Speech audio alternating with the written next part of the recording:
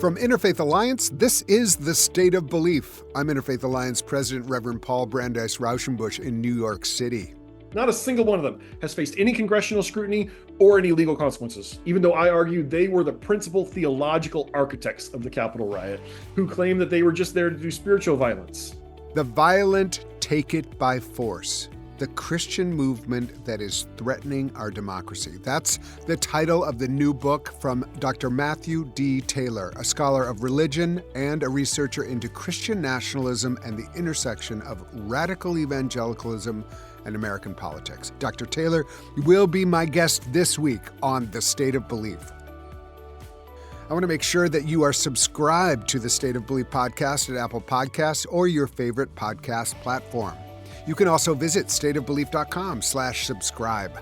That way you'll never miss an episode and you'll have access to over 100 past interviews with guests like Dr. Anthea Butler, Jeff Charlotte, Bishop William Barber, Rabbi Sharon Brous, Dr. Jamar Tisby, Rob Reiner, and many, many others. And help spread the word about the State of Belief. Tell the people in your networks about what you're hearing and subscribe today. The State of Belief is made possible in great part by the generous support of our listeners. If you've made a donation, thank you. If you haven't pitched in yet, information on how to do that is available at stateofbelief.com, and you can find out more about the work of Interfaith Alliance and join us at interfaithalliance.org. Before we get started, there's a couple of things that I want to get on your radar. There's an important new book coming out soon called How to End Christian Nationalism. The author is an on-the-ground expert, the organizer of Christians Against Christian Nationalism, and BJC Executive Director Amanda Tyler. It's due out October 22nd.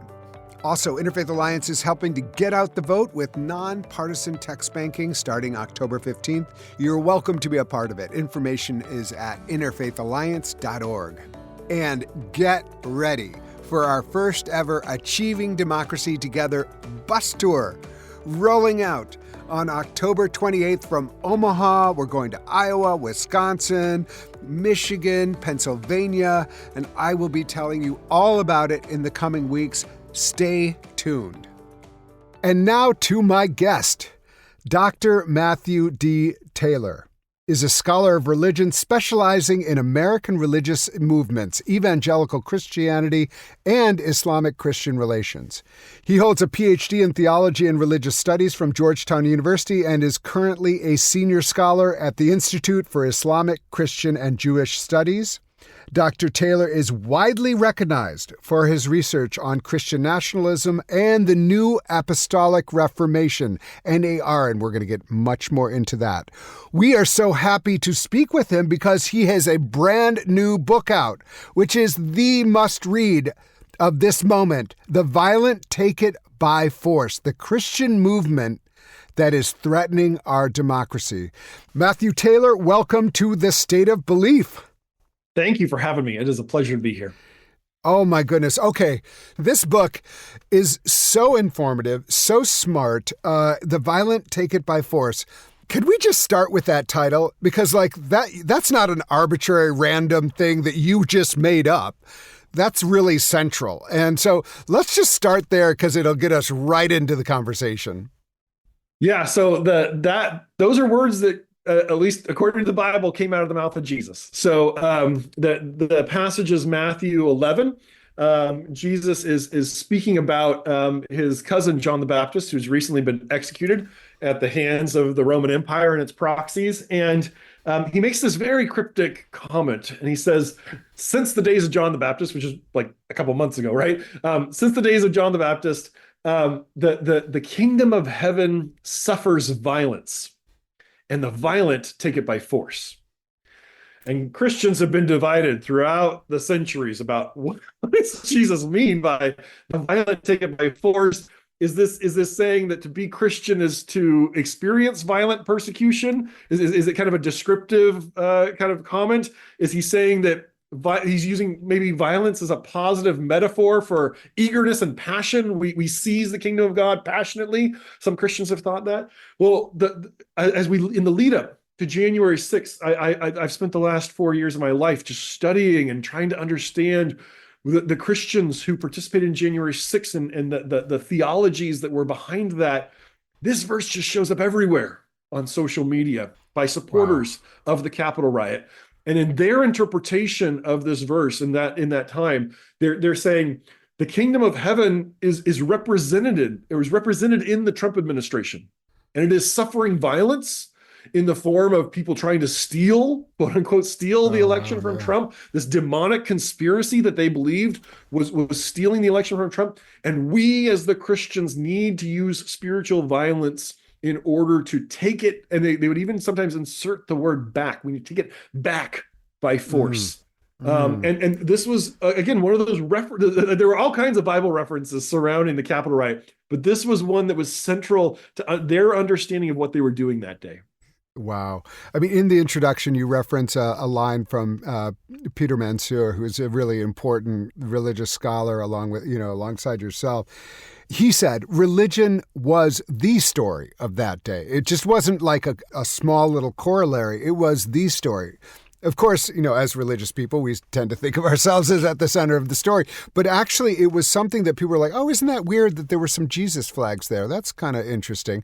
But that's not, your whole point here is that was not just happened to be there alongside, but actually it was part of the animating force of the January 6th insurrection.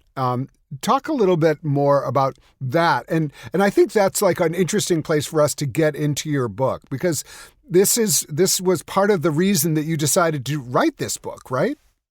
Yeah, I was I was not looking to research Christian extremism or Christian nationalism. I mean, my PhD is in Muslim Christian dialogue and modern religious movements. I would be very happy just publishing stuff in that realm.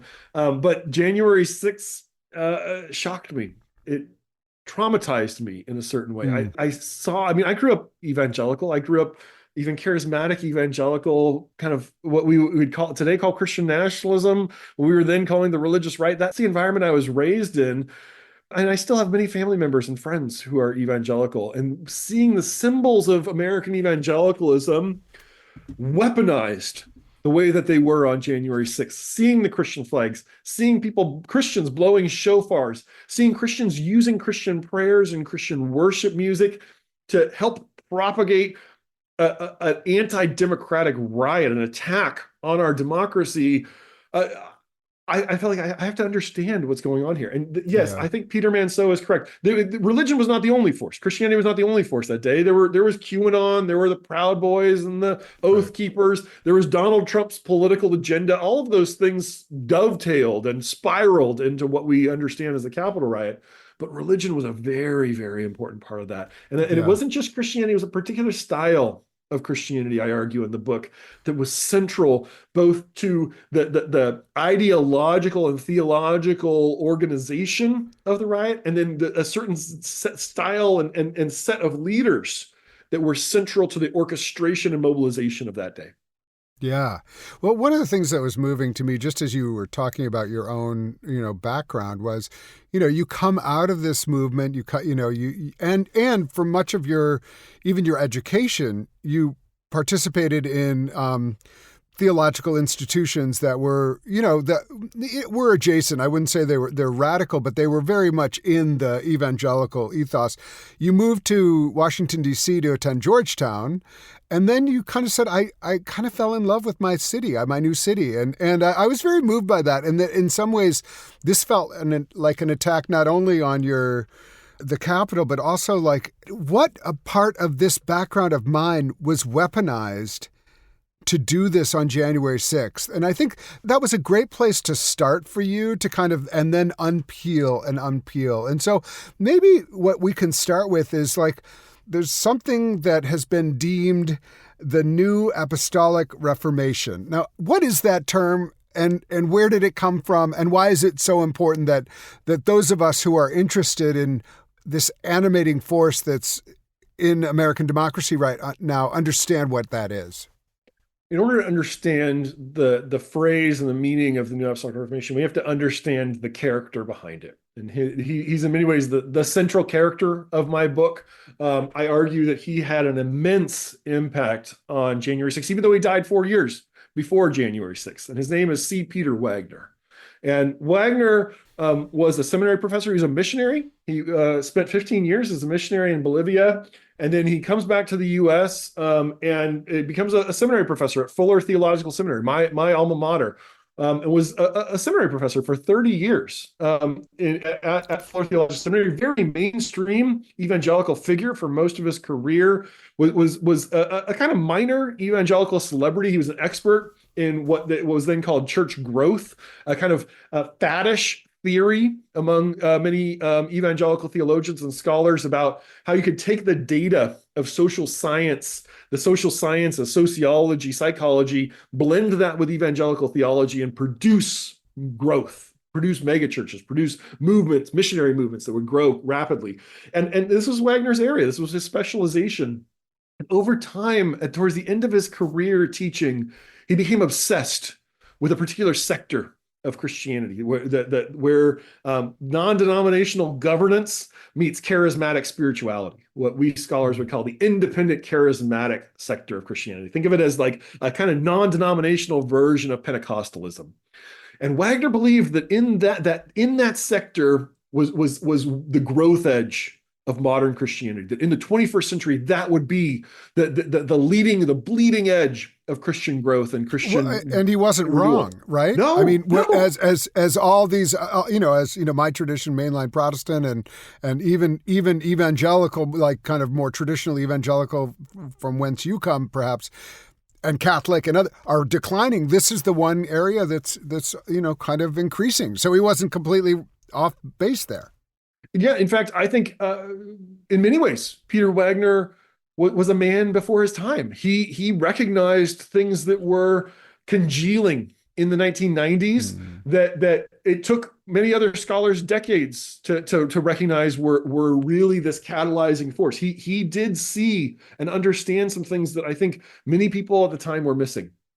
The challenge is that Wagner inculcated himself in that space. He was not merely an arm's length scholar. He became a figure in that world, and there had been ideas percolating in that world for a very long time about the need for new apostles and prophets to lead the church. If you know your New Testament, right, the apostles and prophets are in many ways these foundational leaders for the early Christian church, these leadership roles that are described in the New Testament. But most Christian traditions would say, oh, that was for the past, right? That was for the early church. Now we have bishops, we have pastors, we have the Pope, right? Whichever tradition you're in, we've got different forms of leadership now. But in this independent charismatic space, they believed we need modern apostles and prophets. And Wagner came to believe he was one of these apostles. And so in 1996, he convenes a symposium at Fuller Theological Seminary under the auspices of Fuller, called the Symposium on the Post-Denominational Church, which is kind of his alternative title that he was working with for a while. But in the course of that, they said, no, let's call it the New Apostolic Reformation, because they thought it would be a transformation in the life of the church on par with the Protestant Reformation in terms of the radical change it would bring about in the life of the church. And he started gathering leaders, these fledgling apostles and prophets around him. And he left Fuller in 1999. He retired early to build networks of these leaders that believed they were the vanguard that would transform the life of the Christian church in the 21st century. When we talk about vanguards, it's not like I'm going to go out there and do some church planting. It was actually that they were the new prophets, right? I mean, that's what we're really talking about. People who feel like they have a special relationship with God that they're channeling. I mean, say a little bit more, because it really does, that gets into the really important point about, like, I'm seeing things you are not seeing. In a way, I'm hearing things that you're not hearing. I know things you don't know. It seems to me, now you can correct me if I'm wrong, when I hear about these self-proclaimed prophets, it seems like that's what they're saying about themselves, and that's where they get the confidence to start developing what becomes also a political movement.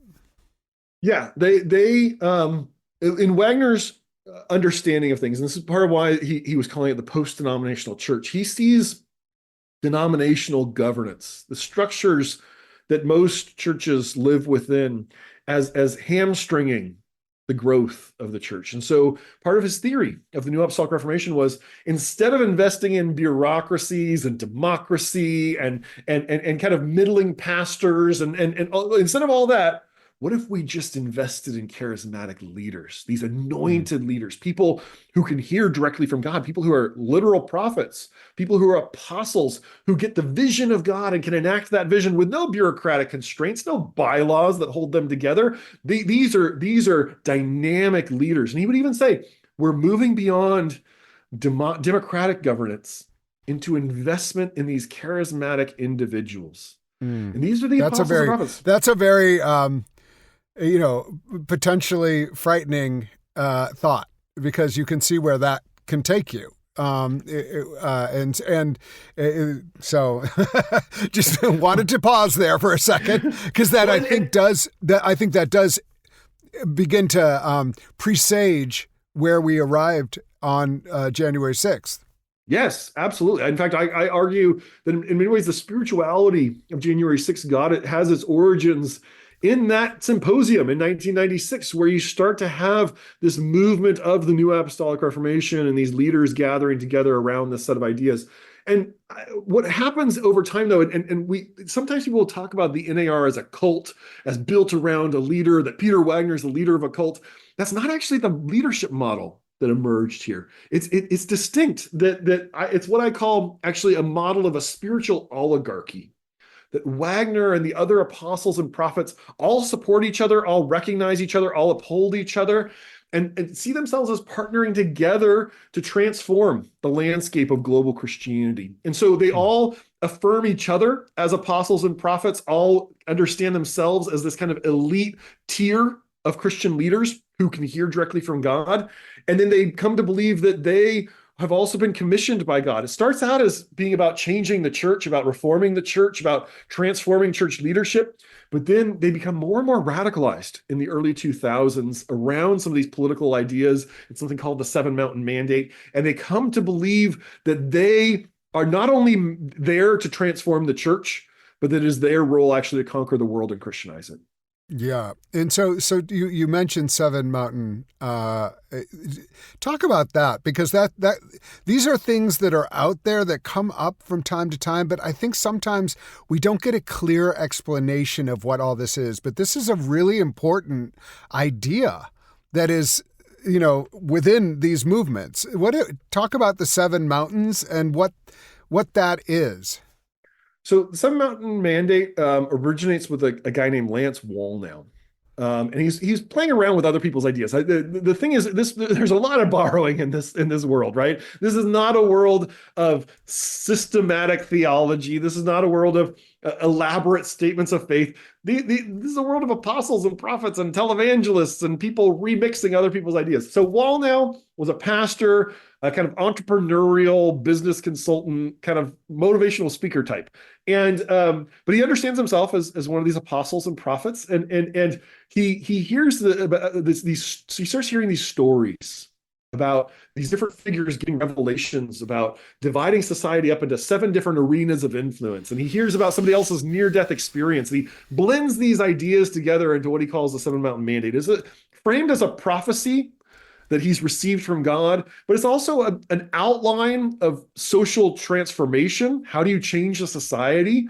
And it's also a program of Christian supremacy, of how do Christians take power over society. And the basic concept is you can divide society up into 7 arenas of influence: family, government, education, arts and entertainment, media, commerce. And that in each of those arenas, they imagine it as a mountain. And the top of that mountain in every society, at every level in society, is either controlled by Satan and the demons or God and the Christians. There's no in between. Right? It's totally Manichaean, right? There are no neutral parties in this worldview. It's either Satan is ruling over your society or God and the Christians are progressively taking that back. And so the mandate is that God is in this vision is telling Christians, you need to go and conquer those 7 mountains of society. You need to go and take over the tops of those mountains. You need to become the elites in society and then have Christian power and influence flow down. And I just want to note, I grew up in the religious right in the 1980s and 1990s. And I have plenty of criticisms of the religious right and Jerry Falwell and all those folks, but that movement in the 80s and 90s wanted to abide by the rules of democracy. They believed that they were the moral majority, right? We can use the grassroots mobilization of Christians to transform our society using the tools of democracy. And we need to get Christians voting. We need to get Christians running for office. We need to get Christians into positions of power through democracy so that then they can enact our kind of legislation. This model is not a grassroots model of transformation. It's a vanguard model. It's a revolutionary model. You take over the positions of power in society and then have a trickle down effect. It's almost a trickle down theocracy, right? We build we put our people in positions of power, and then we can kind of take over society from the top down. Yeah. And just to mention, it's worth mentioning that Wallnow was recently in the media, or at least a story that some people carried. Many missed it completely. But this fellow who has this, quite radical theory was visited by one of the candidates recently. Yeah, and so right now, Lance Wallnow, who was one of the first Christians to endorse Donald Trump, who was one of the key instigators for January 6th, who is one of the most influential evangelical political theologians today, even though he's not recognized as a theologian. He is currently running this extremely hyper-partisan revival tour called the Courage Tour that is going only to the swing states, is entirely about mobilizing voters for the election, but it's kind of got the masquerade of being a Christian revival tour. He, this last weekend in Pennsylvania, hosted J.D. Vance at the Courage Tour. And they were not, the Trump campaign was careful. They were never on stage together. There was no photograph of them together, but Wallnow hosted Vance at the Courage Tour. He was featured on Lance Wallnow's show there. They did a town hall there. This was a kind of pat on the back. A subtle one, one that was kind of plausible deniability, but a pat on the back from the Trump campaign acknowledging Wallnow and his movement as central to the organizing and buildup of their election and campaign efforts. I mean, it's pretty remarkable because, like, in the middle of this story, you're kind of mentioning this person who comes up with quite a theocratic proposal for how society should be built, and basically placing themselves as the power of God always, and those who oppose them as the power of Satan, and they get to be on top and they get to make the decisions. And that's who the vice president candidate was showing up with. It's a radical moment and worth noting. Up next, lots more with Matt Taylor. His brand new book is titled The Violent Take It by Force: The Christian Movement That Is Threatening Our Democracy. You can hear full episodes of The State of Belief anytime on our website at stateofbelief.com. You'll also find links to topics we discussed this week, as well as transcripts and more. And make sure you subscribe at stateofbelief.com/subscribe. You're listening to The State of Belief, where religion and democracy meet.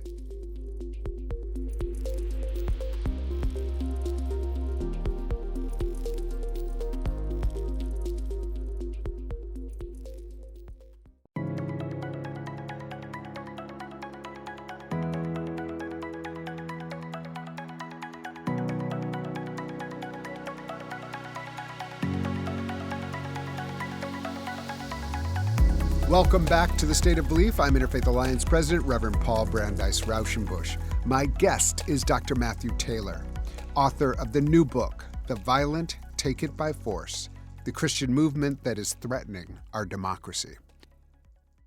We have this new movement, and then people start developing these ideas that go into this, and then more and more prophets kind of move into a political realm. Or how does it, what has happened over the last, since the starting in the 90s, and let's still lead up to keep telling the story as it leads up to January 6th, and what happened that day. Part of the underlying worldview of the NAR is they are deeply immersed and deeply believing in something called spiritual warfare. And spiritual warfare, very common idea, popular throughout evangelicalism, Pentecostalism, parts of Catholicism. The basic idea is, right, that we live in this kind of visible natural realm, but there's a supernatural realm, a spiritual realm all around us that where angels and demons are battling over control of the earth, and that warfare affects us, and that Christians can participate in that warfare through prayer, through Bible reading, through spiritual practices, through worship, even at more extreme ends, through exorcism, right? Casting demons out of people. It's a very common idea. But in the NAR, they came to believe that the apostles and prophets are generals of spiritual warfare who have special authority to cast out high-level demons, who have visions of the spiritual realm, to be able to develop strategies, and who also can organize mass campaigns of spiritual warfare in order to, they would say, conquer spiritual territory. It's a very physical imagination of how we enact this spiritual warfare. So when Trump enters the race in the summer of 2015, he is obviously a very fringe figure in Republican politics. And if you recall back, many evangelicals, many Christians thought he was uncouth, thought he was disgusting, thought that he was reprobate. They did not want anything to do with him. And so Trump turns to his personal pastor, his closest religious advisor, a woman named Paula White, and says to her, they had been friends for 13 years at this point. And he turns to her and says, "I need you to be my liaison to the evangelicals." The problem is Paula White is herself a fringe character in evangelicalism. She's a female preacher, which most evangelicals do not accept as legitimate. She's a prosperity gospel preacher. She's a televangelist. She's a megachurch pastor, and she's an apostle, right? And so she on all these categories, many mainstream evangelicals at the time would have seen her as, at best, heterodox, probably more of a heretic, if they were being honest. And so what Paula White does is she reaches out to the people that she knows, the Christian leaders that she knows. She reaches out to televangelists. She reaches out to messianic rabbis. She reaches out to apostles and prophets. And these are some of the first leaders to come and meet with Donald Trump in the fall of 2015 at Trump Tower, including Lance Wallnau. He's in some of these first meetings with Donald Trump at Trump Tower. And Lance Wallnau claims, as he's in these meetings with Trump, that he receives a revelation. He receives a prophecy that says that Donald Trump is a type of an Isaiah 45 Cyrus. And let me unpack that, because this is very, very important to understanding the Trump Christian story. So in the Hebrew Bible narrative, right, the Jewish people are conquered by the Babylonian Empire, are taken away into exile in Babylon. Then the Persian Empire conquers the Babylonian Empire, and the Persian Emperor Cyrus decides that he's not going to continue this Babylonian policy of keeping people groups in exile and redistributing people groups geographically. He's going to send the Jewish people back to their homeland to rebuild Jerusalem. And so in the book of Isaiah, the prophet Isaiah comes along and compliments Cyrus and sees Cyrus as an instrument in the hand of God to deliver God's people back. And so in Isaiah 45, Cyrus is referred to as the anointed of God. And that word, anointed in Hebrew, is Mashiach. It's where we get the term Messiah, right? The Messiah is the anointed one. And so Cyrus is a type of a Messiah. He's not the Messiah, he's a Messiah. He's a savior for Israel. Even though he's not Jewish, he's not a believer in God, but the logic is God uses Cyrus. God anoints Cyrus for this purpose. And so Wallnau is saying in this prophecy, Donald Trump might not be a good Christian. He might not even be a Christian at all. But he is an instrument in the hand of God to be a sort of a secular savior to conservative Christians in America, to bring us back from cultural exile, to give us power. Yeah. And this I remember when that news came out, and it was like, I didn't have the benefit of knowing you and all of your research. And I was like, what? It was mystifying to me, but actually, the more you understand this broader movement and the context into which, and Donald Trump certainly understood that this works for me. One, I don't have to pretend like I'm a really good Christian. I can still be the savior for Christian. And then it seems to me he started using this language. I'm the one who can save you. I'm the one, and continues to this day. But it's just a really interesting kind of almost jujitsu, like, let me turn my weakness into a strength and let me turn this around. And then And he really takes that seriously. And so evangelicals eventually, he begins to speak to, I think, the evangelicals in a certain way, as I'm going to be your guy. Yes. And they were like, okay, this makes sense to me. This makes a weird kind of biblical sense to me, right? Right, and that's the thing about the Cyrus idea, right? For Wall now, it's a prophecy. It's a revelation from God, but it's attached to a Bible reference. And so you don't have to believe in the prophecy to see the logic of the reference. And so it can speak, even though Wallnau himself exists in these kind of charismatic circles that believe in prophecy, broader evangelicals can jump on board with this Cyrus idea because they're like, oh, it's just a Bible reference, right? Right. And so this becomes one of the core rationales for why evangelicals support Donald Trump. And there are many evangelicals. I mean, the evangelical elites really did not like Trump early on and were very reluctant. And even by 2016, we're saying we're holding our noses and we're voting for the man, even though, because we don't like him, but he's the lesser of two evils. Wall now is the one who's saying, and he's saying this before a single vote has been cast in any of the primaries. He's saying Donald Trump is anointed by God for office. Donald Trump, he even calls him God's chaos candidate, a wrecking ball to the spirit of political correctness, right? So Wall now has this kind of populist vision, and he thinks that Donald Trump can enact his populist vision of Christianity and can be this Cyrus, can be a bully on behalf of Christians, and gives this kind of theological prophecy rationale for positively supporting Donald Trump, not just the lesser of two evils, but as a positive good. Right. And I think he probably calls it. Like when Donald Trump wins kind of miraculously in 2016, that was a confirmation. I was right. And just to fast forward, then we have another election in 2020 where these kind of generals and apostles, prophets, generals / have been, very continuing to build these ideas and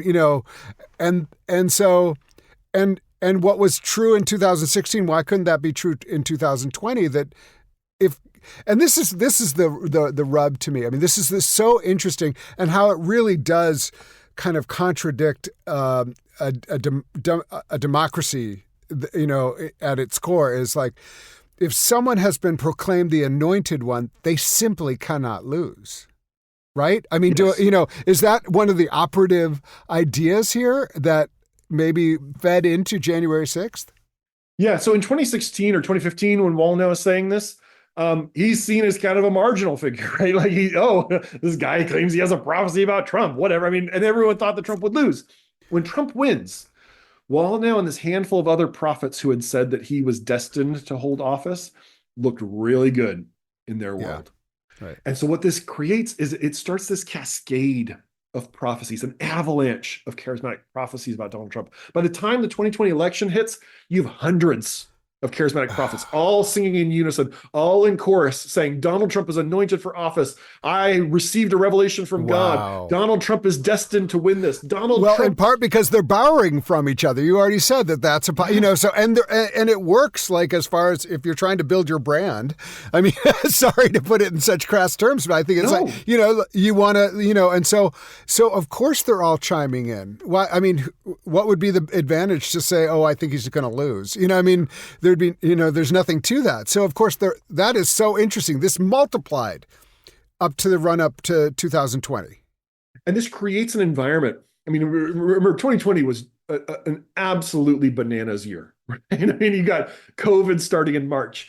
At the end of May, you have George Floyd's murder. Throughout the summer, you have Black Lives Matter protests. You have riots going back and forth between left and right activists in Portland and in Seattle, right? And then you have the crackdown by Trump on some of those protests, right? But especially in Washington, D.C., the build up to the election, Trump gets COVID. Right, and then walking through Lafayette Square, smoke bombing the protesters there, and then holding up a Bible next to St. John's Church that didn't ask him to come, and kind of claiming that this is what we're going to do. I mean, it was a very, it's all there. And that all fueled this kind of apocalyptic environment around the 2020 election. And these prophecies were a huge factor in that, in instilling in the believers in these prophecies a certain certainty, a radicalization, a belief that Trump has to win this. Right. Otherwise, we're over. Otherwise, we lose control of the seven mountains. We lose our Cyrus if he doesn't win. Right. And so when Trump denies the results of the election, almost all of these prophets, to a person, say, we are not recanting our prophecies. God is going to have to intervene. Donald Trump is not conceding. We're not conceding. We need a miracle. We need a divine intervention. We need and you know, it's so interesting because the media was showing all these people like praying outside of election areas and all this stuff. And I think a lot of the framing was like, what are they doing? You know, this is odd. You know, like, you know, what do they think? Do they really think that this is, that their prayers are, you know, there was a kind of like, you know, puzzlement. And actually what was going on was something much deeper. And what I'm trying to show in part in the book is the media was not understanding it. The American public was not understanding it. Congress was not understanding it. The FBI and law enforcement were not understanding it. The Trump administration understood it. They knew the energy. They knew the fervency. They knew just how wild-eyed some of these supporters were getting, and they kept fueling that fire. They kept throwing more gasoline on that fire of Christian fervency around Donald Trump. And that campaign, the spiritual warfare campaign orchestrated by many of these NAR leaders, evident through things like the Jericho marches that we saw leading up to January 6th, evident in prayer and prophecy gatherings that were happening all over the country that were hyper politicized. There were conference calls, there's podcasts, there's TV shows. This was a multimedia campaign to mobilize and radicalize Christians around this idea that Donald Trump must be put back in office. We have to fight. We have to stand with him. We cannot accept a Joe Biden presidency. That spirals and feeds directly into what happens on January 6th. And many of the people that Wagner mentored show up on January 6th at the Capitol to do spiritual warfare, to keep that fervency at a high boil among their followers in order to try to, they became the spiritual adjunct to the Stop the Steal campaign. And it's just worth pausing for a second, like, you know, back to the title of your really unbelievably important book, The Violent Take It by Force. And like, they feel this is a biblical moment almost. I mean, you know better than I do, but you know, I mean, it feels like, and if you understand yourself to be a prophet and an apostle, but also a general, then, you know, and here you have Jesus saying violent bear by force, which is very interesting, like, because, you know, many of us were, I mean, well, I'm hopelessly mainstream, you know, mainline Protestant. So like, you know, peaceful Jesus, loving Jesus, you know, we never really heard of we didn't even preach that much from John. So like, you know, we weren't really like, Jesus with a big sword or anything. So, so this is, you know, it goes directly into January 6th. And, you know, I just want to like, I mean, we acknowledge, you know, your painting of January 6th is so important, but even more so, your book is not just about the run up to January 6th, because it didn't end there. And we are in the middle of this. In case you listeners are thinking, oh, interesting history, I'm glad I know that. This isn't history. This is now. This is still happening. And it's part of the reason we should be extremely nervous about what is about to go down, because this is, you know, you tell me, has it diminished in fervor, or have the last 4 years caused an increase? What's happened since January 6th? A lot of those people went to jail. But where are we now with a sense of spiritual warfare? And, you know, it seems like they're still using that kind of rhetoric, but what's the latest on the NAR and all these generals? I mean, obviously Wallnow is still up and running.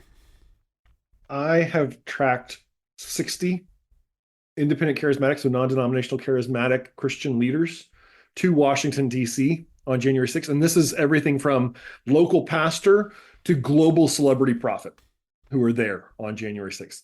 Of those 67, have faced any legal consequences because they actually went into the Capitol. But the rest have faced no consequences. Even some of the 7 characters in my book, not a single one of them has faced any congressional scrutiny or any legal consequences, even though I argue they were the principal theological architects of the Capitol riot. They're religious leaders who were protected by the First Amendment, who claim that they were just there to do spiritual violence, right? And so what has happened in the aftermath of January 6th, I would say that January 6th was more the end of the beginning than the beginning of the end. It was a harbinger of more of this to come. And since January 6th, the leaders that I describe in my book that I tell that tell their stories and outline their biographies and help to understand where they come from, those leaders are more popular today than they were on January 6th. Their ideas are more popular today than they were on January 6th. And this fever pitch of prophecy, of quasi-messianic attachment to Donald Trump, of belief in the divine destiny of Trump, and fervency and apocalyptic reasoning that if Trump doesn't get back in office, then it's all over for American Christianity, that's only gotten worse since January 6th. In fact, I would argue that the 2 assassination attempts that we've seen in the last few months on Trump have only cemented those narratives for a larger swath of Christians. There were a lot of Christians who were saying, like, prophecies about Trump, come on. And then he seemingly miraculously survives an assassination attempt by turning his head at the last minute. They say that is the hand of God. That is the hand of God on the man. And we have to trust in the prophecies. We have to believe in the prophecies. And it's created this, once again, this certainty that this is the hand of God. Just last week, Mike Johnson, the Speaker of the House of Representatives, who's very close to a number of NAR leaders, who flies an Appeal to Heaven flag outside of his congressional office. An Appeal to Heaven flag. Say a little bit, just pause for a second. What is that flag? So the Appeal to Heaven flag it's a Revolutionary War flag, white background, green pine tree at the center of it, the phrase "an appeal to heaven" across the top. This is a Revolutionary War flag. It was one of many Revolutionary War flags. It was flown over the Massachusetts Navy. But this flag has been appropriated by the NAR and kind of fellow travelers as a symbol of a prophecy over America, a prophecy of a revolution, a spiritual revolution in America to retake America. This is why you see these flags everywhere. There was actually a particular NAR leader named Dutch Sheets, who I profile in my book, who really came up with this idea, claimed it as a prophecy, and then popularized this flag. I mean, and it is this flag is everywhere in Christian. But it's also circles. The Mike Johnson, Speaker of the House. Okay, so keep going. Keep going. He was given this by an NAR leader. He flies it outside of his congressional office, and Mike Johnson called in to their ongoing prayer calls led by Paula White and a number of NAR leaders. This is the latest iteration of Trump's Evangelical Advisory Circle. It's called the National Faith Advisory Board now. And they're holding these prayer calls, and Mike Johnson calls into the call last week, and he describes how he was with Donald Trump the day of the second assassination attempt in Mar-a-Lago. He just happened to be in Mar-a-Lago that day and was meeting with Trump and spent 3 hours with Trump after that assassination attempt. And he was reassuring Trump, this was not an accident. This is the hand of divine providence that is protecting you. And he goes on to say on the prayer call, I believe that God has chosen Donald Trump to once again lead this country for another term. This is the Speaker of the House of Representatives, second in line to the presidency, making a theological statement that he believes God has chosen Donald Trump to serve another term. And Mike Johnson has a not insignificant role to play in certifying the results of this election and validating the results of this election. And I have to ask, for Mike Johnson, if it comes down to the certified, verified results of the will of the people of America or the will of God that he perceives theologically, which is he going to go with? I don't know. I honestly do not know. Right? Because he is immersed in these circles. He is surrounded by leaders like the NAR leaders, including a number of NAR leaders who are close friends of his, who are going to be in his ear after this election saying, we need to fulfill the will of God. Wow. And so this is terrifying stuff. And And I hope our listeners are appreciating what this is, because also, you and I had a chance to talk recently, and you were talking about, like, the questioning of what ballot boxes, how ballots are being cast, and that even being able to see things that no one else sees allows them to say things about the election integrity that have nothing to do with the way we normally think of election integrity. But again, in the spiritual realm, say a little bit about that, because that's going to factor into this.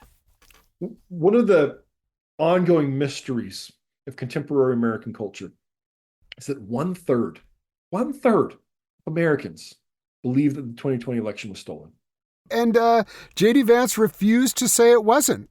Yes. And that narrative has become a lost cause narrative that is radicalizing many, many Americans around this belief that the government itself is illegitimate. The government itself has been put in office through conspiracy and through corruption, and that we have to get Donald Trump. And the attitude in these circles is, they stole one election from us. We're not going to let them do it again.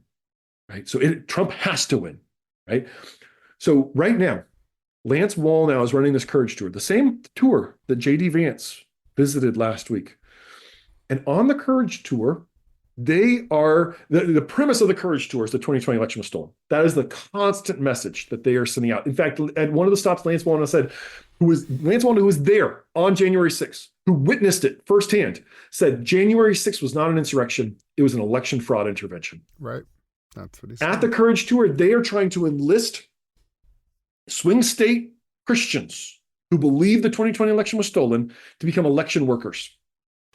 They're training them and coaching them. Here's how you get through the process. Here's who you talk to. Here's what you say. Here's the form letter that you write to become an election worker. And then they're telling them, watch out, because they're going to try to steal this election again. It's already happening. We can't let it happen again. And they're saying, if you see anything suspicious, come tell us first. Give us all the evidence that you have first, and then go report it to the state. They are pre-positioning people who are not living in factual reality to be counting the votes in the swing states and telling them, watch out for suspicious activity. And these are people who already have it in their head that this election is going to be stolen. And if you think back to what happened in 2020, what did Rudy Giuliani and Sidney Powell make a big deal out of? It was like election workers handing mints back to each other. Right? And that is the thing that they blew up and claimed this was a conspiracy. This was the fraud that they were claiming, right? It was absurd. But that's the mentality these folks are in. They are not living in reality. Isn't it also true that they're like that the polls can be attacked by demons as well? And, that there's ways that, demonic forces can be attacking our polling stations. And once your mind expands to that kind of spiritual warfare that is being waged against you, there's almost nothing that, I don't know. I don't even know what we do at that point. Yeah, if your premise, and for the NAR, this is the premise. If the 2020 election was stolen by witchcraft and demonic conspiracy, you don't need any evidence for that. All you need is a testimony of prophets who can see into the spiritual realm, this is a stolen election. I got the voice of God in my ear telling me that this is a stolen election, right? At that point, you don't need any factual evidence. And part of the problem is, if it's a demonic conspiracy, it could look like a perfectly normal, by the books election, and you could still believe the demons orchestrated to steal it. Right. You don't need facts at that point. And part of the problem that we're coming into is I think we've had some reforms. There are people are aware. I think the chance that Donald Trump actually succeeds in stealing this election is relatively low. Right? That we do have checks and balances.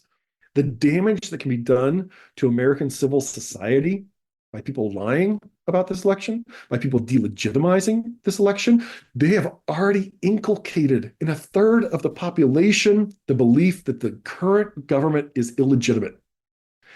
And if you keep playing that out, keep playing out the violent rhetoric, keep playing out the anti-democratic organizing, keep playing out the religious fervor, that is a formula for civil strife, and at the far end of it, civil war.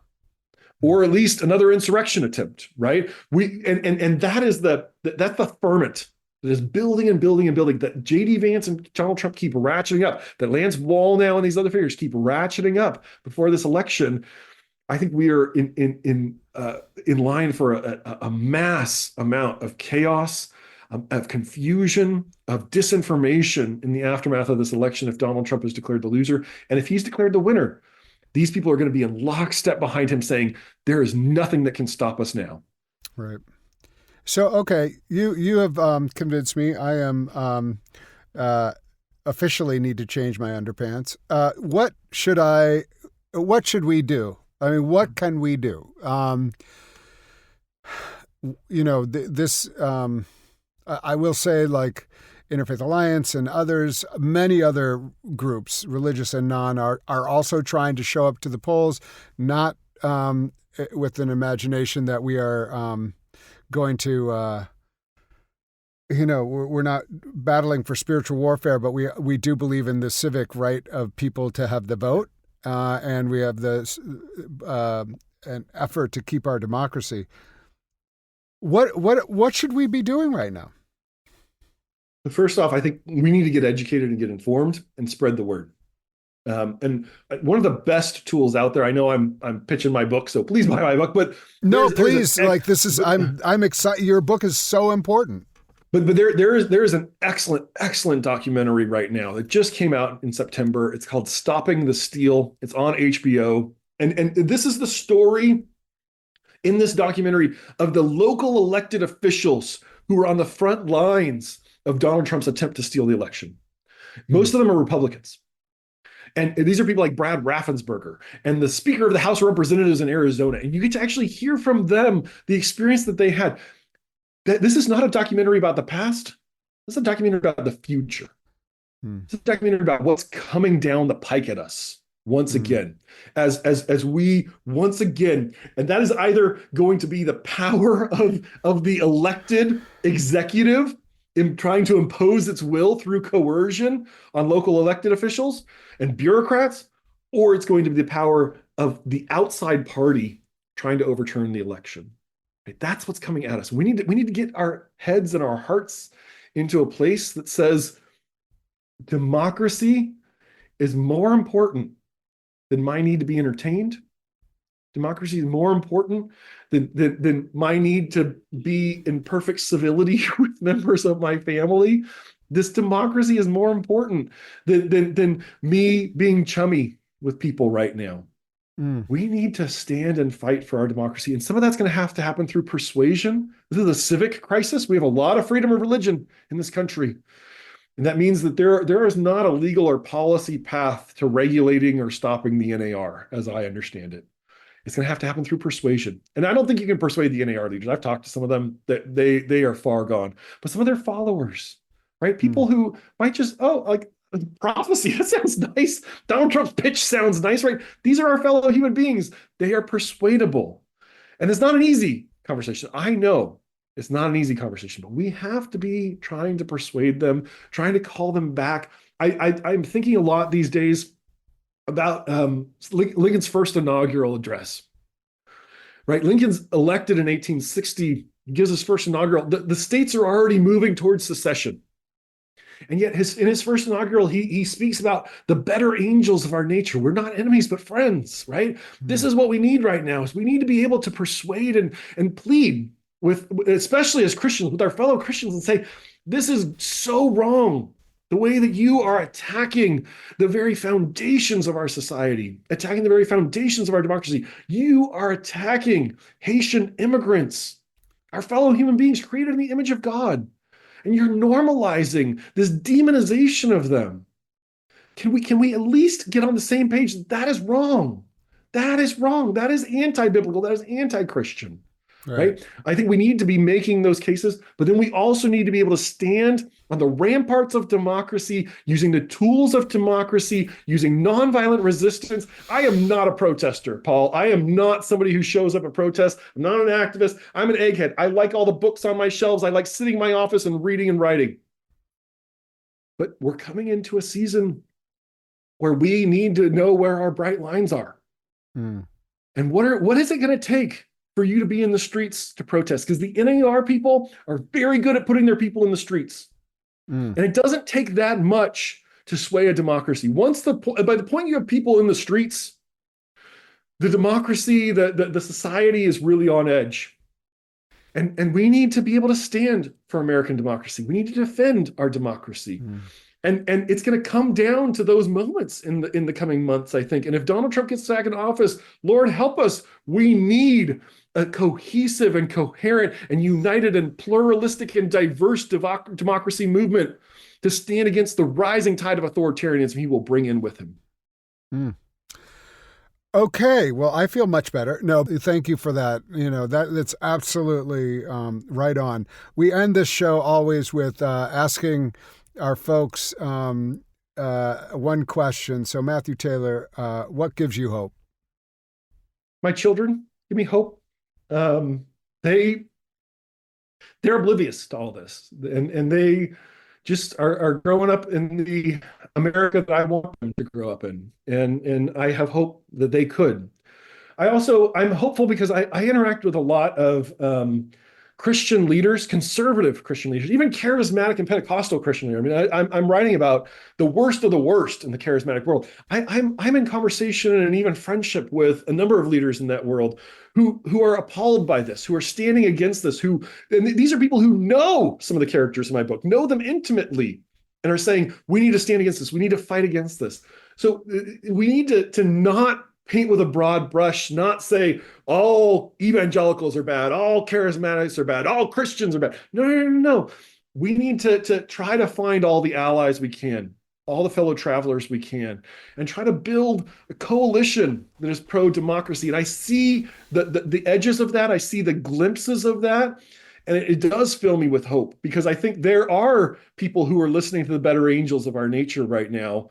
God help us. We need their voices to be louder. We need them to be amplified. We need their leadership. We need a coalition of goodwill in the coming year to stand up for the promise of American pluralism and for the promise of a multi-religious, multi-racial democracy that we could become if we listen to those better angels of our nature.